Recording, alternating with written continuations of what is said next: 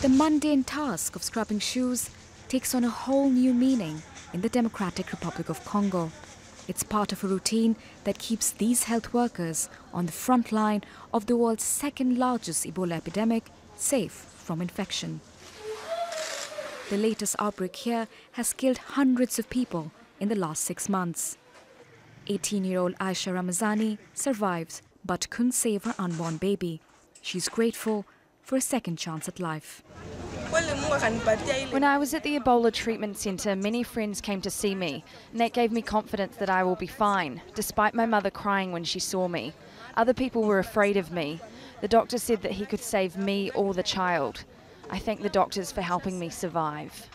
The virus was first reported in the small town of Mangina in the North Kivu region last year. In just 6 months, it spread to some of the most densely populated areas, making it difficult for health workers to predict its reach. And there are now fears that the virus may be inching closer to Goma, a city of over 1 million people along the heavily travelled border with Rwanda. Reaching the affected areas means treading across an active conflict zone. There are more than 100 armed groups active in North Kivu, the epicenter of the latest outbreak.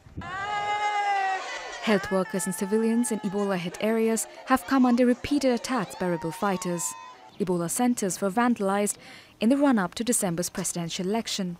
But the World Health Organization says there is some room for optimism. We've vaccinated over 66,000 people with targeted ring vaccination, a new vaccine in the field for the first time in a situation like this.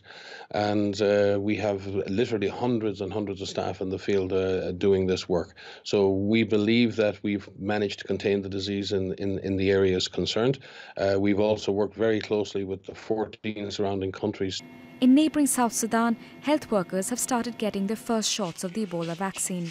Screening facilities have been set up and laboratories have been opened to stop the disease from spreading across the border. Maximum preparedness for a disease that's both dangerous and unpredictable.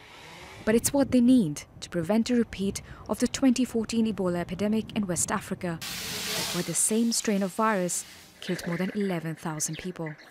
Priyanka, Gupta, Al Jazeera.